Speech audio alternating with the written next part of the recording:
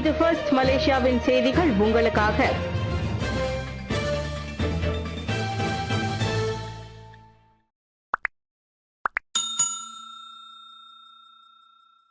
ஒற்றுமை அரசாங்கத்தின் தேர்தல் வியூகம் என்ன?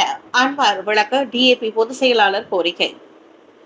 அடுத்த பொது தேர்தலுக்கான ஒற்றுமை அமைச்சகத்தின் வியூகம் குறித்து பிரதமர் டாக்டர் ஸ்ரீ அன்வார் இப்ராஹிம் தெளிவுபடுத்த வேண்டும் என டிஏபி பொதுச் செயலாளர் ஆந்தோனி லோக் வலியுறுத்தியுள்ளார். மடானி கூட்டணியின் கீழ் அனைத்து கட்சிகளும் ஒன்றாக தேர்தலில் போட்டியிடுமா அல்லது எதிரெதிர் முனையில் நின்று தேர்தலை சந்திக்குமா என்பது கூடிய விரைவிலேயே தெளிவாக வேண்டும். ஒரே நேரத்தில் மத்திய அரசாங்கத்தில் கூட்டாக ஆட்சி செய்து கொண்டு மாநிலங்களில் ஒருவருக்கொருவர் எதிர்த்து போட்டியிடுவது அரசியல் ரீதியாக பொருத்தமற்றது என அவர் குறிப்பிட்டார். தெளிவான முடிவு இல்லையெனில் கூட்டணி ஒத்துழைப்பில் குழப்பம் ஏற்படும் அபாயம் உள்ளது. எனவே தேர்தல் வரை காத்திராமல் முன்கூட்டியே இது குறித்து பிரதமர் தெளிவான முடிவை அறிவிக்க வேண்டும் என ஆந்தோனி லோக் கேட்டுக் கொண்டார். கூட்டணியாக போட்டியிட முடிவெடுத்தால் அதற்கேற்ப ஒருவருக்கொருவர் தோள் கொடுத்து தேர்தல் பணியை ஆற்ற வேண்டும். அதுவே எதிர்த்து போட்டியிட முடிவெடுத்தால் நேருக்கு நேர் களத்தில் தைரியமாக சந்திப்போம் என்றார் அவர். எல்லை தாண்டிய கடத்தலின் தீவிரவாதத்தை துப்பாக்கிச்சூடு தாக்குதல் காட்டுகிறது. ஷுஹைலி. புகிட் காயு ஹிதாம் மலேசிய எல்லை கட்டுப்பாடு பாதுகாப்பு அமைப்பின் கமாண்டர் முதுநிலை துணை கமிஷனர் முகமது நசருதீன் எம் நசீருக்கு எதிராக மேற்கொள்ளப்பட்ட துப்பாக்கிச்சூடு தாக்குதல் எல்லை தாண்டிய குற்றங்களை எதிர்த்து போராடும் முன்னணி அமலாக்க பணியாளர்கள் எதிர்கொள்ளும் அபாயங்கள் குறித்து கவலைகளை ஏற்படுத்தியுள்ளது. இந்த தாக்குதலை நாட்டின் எல்லைகளில் கடத்தல் நடவடிக்கைகளின் தீவிரத்தின் மோசமான பிரதிபலிப்பு என்று மலேசிய எல்லை கட்டுப்பாடு பாதுகாப்புத்துறையின் தலைமை இயக்குநர் டாக்டர் ஷுஹைலி முகமது சைன் தெரிவித்தார். எல்லை கட்டுப்பாட்டு பாதுகாப்பு அமைப்பு 14 மாதம் கொண்ட ஒரு அமைப்பாகும். இந்த அமைப்புக்கு எதிரான அச்சுறுத்தலை ஒரு பாடமாக எடுத்துக்கொள்ளும் அதே வேளையில் சிந்திக்க வேண்டிய நியாயமான கேள்வியாகவும் இந்த விவகாரம் இருப்பதாக அவர் கூறினார். அமலாக்கத்தின் தொடக்க கால வெற்றிகள் கூட குற்றவியல் கூறுகளிடம் இருந்து எவ்வாறு எதிர்வினையை தூண்டக்கூடும் என்பதை இந்த அத்தியாயம் அடிக்கடி கோடி காட்டுவதாக ஷுஹைலி தெரிவித்தார். 20 ஆண்டுகளாக மோசமாக இருந்து வரும் எல்லை கடந்த கடத்தல் நடவடிக்கைகளுக்கு எதிராக பிரதமர் டாக்டர் ஸ்ரீ அன்வார் இப்ராஹிம் முன்பு பேசியதையும் ஷுஹைலி சுட்டிக்காட்டினார். வெளிநாட்டவர்களுக்கு வழங்கும் நுழைவு அனுமதி மலேசியர்களை பாதிக்காது. உள்துறை அமைச்சர். வெளிநாட்டவர்களுக்கு வழங்கப்படும் நுழைவு அனுமதி உள்ளூர் மக்களின் வேலைவாய்ப்பு மற்றும் அவர்களின் நலன்களை பாதிக்காது என்று உள்துறை அமைச்சர் டாக்டர் ஸ்ரீ சைஃபுதீன் அசத்தியோன் இஸ்மாயில் தெரிவித்துள்ளார். இந்த அனுமதி சாதாரணமாக யாருக்கும் வழங்கப்படாது என்றும் குடிநுழைவு சட்டத்தின் கீழ் நிர்ணயிக்கப்பட்ட கடுமையான விதிமுறைகளை பூர்த்தி செய்யும் தொழில்முறை தகுதி மற்றும் சிறப்பு திறன் கொண்ட நபர்களுக்கே இது வழங்கப்படுகிறது என்றும் கூறப்பட்டுள்ளது.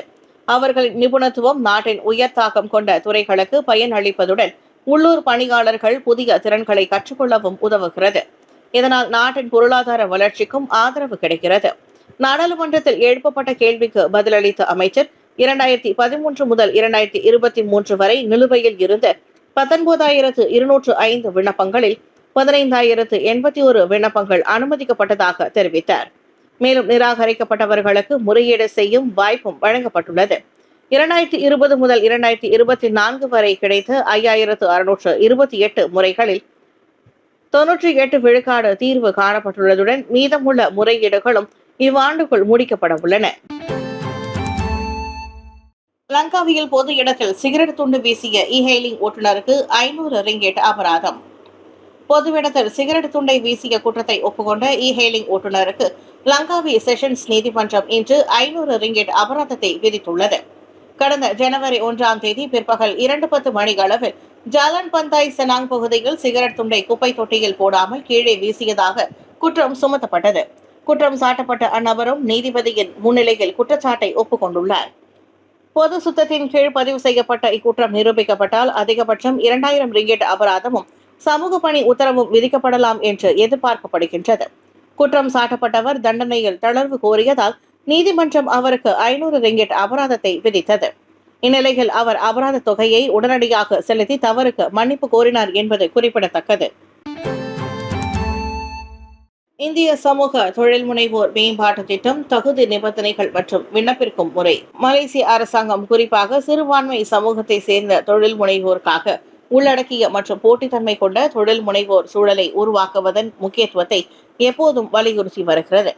2026ஆம் ஆண்டிற்காக தொழில் முனைவோர் மேம்பாடு மற்றும் கூட்டுறவு அமைச்சகம் குஸ்காப் எளிதில் அணுகக்கூடிய மற்றும் நெகிழ்வான பல்வேறு நிதி வசதிகள் மூலம் இந்த உறுதிப்பாட்டை தொடர்ந்து முன்னெடுத்து செல்கிறது. உள்ளூர் தொழில் முனைவோரின் தேவைகளை முழுமையாக பூர்த்தி செய்யும் வகையில் இந்த திட்டங்கள் சிறப்பாக வடிவமைக்கப்பட்டுள்ளன. மேலும் இதில் ஒரு முக்கிய முயற்சியாக டிஎன்ஹெச்பி நேஷனல் தெலுங்கா நேஷனல் மூலம் செயல்படுத்தப்படும் இந்திய தொழில் முனைவோர் மேம்பாட்டு திட்டம் இந்திய சமூகத்தினர் வணிகத்துறையில் நிலையான, புதுமையான மற்றும் முற்போக்கான முறையில் ஈடுபடுவதற்கான வாய்ப்புகளை வழங்குவதே இதன் நோக்கம். இந்திய சமூக தொழில் முனைவோர் மேம்பாட்டு திட்டம் அல்லது ஸ்பூமி அல்லது மலேசியா முழுவதிலும் உள்ள இந்தியா சமூகத்தை சேர்ந்த தொழில் முனைவோரை ஆதரிப்பதாக பிரத்யேகமாக உருவாக்கப்பட்ட ஒரு நிதி திட்டமாகும். மலேசியாவில் வேலைவாய்ப்பு அதிகரிப்பு, பாதிக்கும் மேற்பட்டோர் தொழில் நிபுணத்துவ துறையில் இணைந்துள்ளனர். 2025ஆம் ஆண்டின் 2வது காலாண்டில் ஆன்லைனில் விளம்பரப்படுத்தப்பட்ட வேலை காலி இடங்களின் எண்ணிக்கை 7.1% அதிகரித்து 2,81,736 உயர்ந்ததாக மலேசிய புள்ளி விவரத்துறை தெரிவித்துள்ளது. 2025ஆம் ஆண்டின் 2வது காலாண்டில் வேலை வாய்ப்புகளை விளம்பரப்படுத்தும் நிறுவனங்களின் எண்ணிக்கை 57,666 இருந்ததாக மலேசியாவின் தலைமை புள்ளி விவர நிபுணர் டாக்டர் உசேர் மஹதின் தெரிவித்தார்.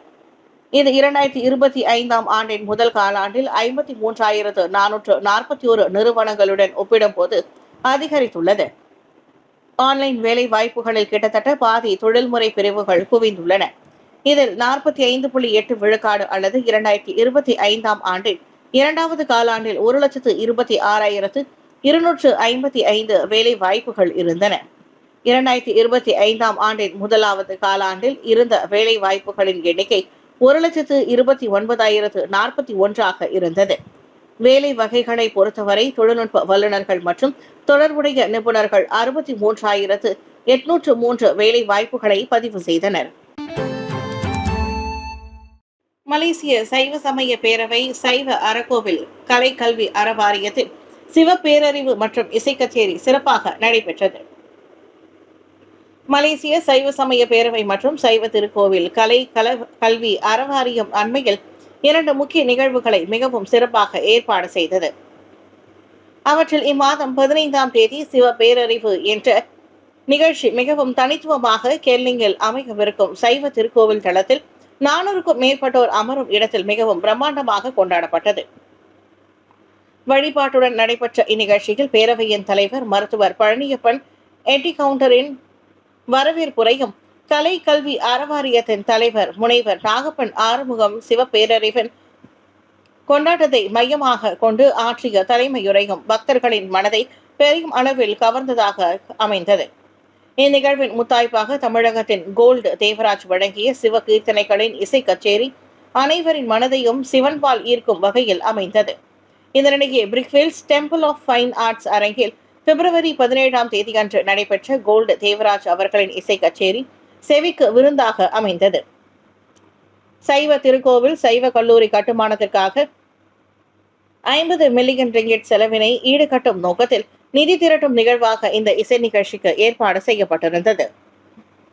இந்நிகழ்ச்சியில் சிறப்பு விருந்தினர்களாக பாய்காவின் முன்னாள் தேசிய தலைவரும் முன்னாள் சுகாதார அமைச்சருமான தான்ஸ்ரீஎஸ் சுப்பிரமணியம் மற்றும் செந்தோசா சட்டமன்ற உறுப்பினர் குணராஜ் உட்பட பல முக்கிய பிரமுகர்கள் இந்த நிகழ்ச்சியில் கலந்து கொண்டு சிறப்பித்தனர். ரவூப் தீ விபத்தில் ஒரே குடும்பத்தை சேர்ந்த 5 பேர் உயிரிழப்பு. பஹாங் ரவூப்பில் இன்று அதிகாலை ஏற்பட்ட தீ விபத்தில் வீட்டில் ஒரே குடும்பத்தை சேர்ந்த 5 உயிரிழந்தனர். கம்புங் பூமா குலாட் பகுதியில் இச்சம்பவம் நிகழ்ந்தது. போலீசாருக்கு அதிகாலை 3:35 மணிக்கு தகவல் கிடைத்தது. தீ அணைக்கப்பட்ட பின் உடல்கள் வீட்டின் உள்ளே கண்டுபிடிக்கப்பட்டதாக ரவூப் போலீஸ் கூறியது. சடலங்கள் ரவூப் மருத்துவமனைக்கு அனுப்பப்பட்டுள்ளன. தீயில் 100 விழுக்காடு சேதமடைந்த வேளை 3 கார்கள் 3 மோட்டார் சைக்கிள்களும் எரிந்து சாம்பலாகின. இந்த தீ விபத்துக்கான காரணம் கண்டறியப்பட்டு வருகிறது. இந்த துயர சம்பவம் உள்ளூர் மக்களிடையே பெரும் அதிர்ச்சியை ஏற்படுத்தியுள்ளது. நன்கொடை திரட்டும் அனுமதியை ரமலான் சந்தையில் தவறாக பயன்படுத்தினர், 3 கைது. சுங்கை பட்டாணியில் விஸ்மா ரியா லமரான் சந்தை தளத்தில் பொதுமக்களிடம் இருந்து நன்கொடைகளை வசூலித்து தங்கள் பணி வருகை அட்டைகளை தவறாக பயன்படுத்தியதாக 3 வெளிநாட்டினர் கைது செய்யப்பட்டனர்.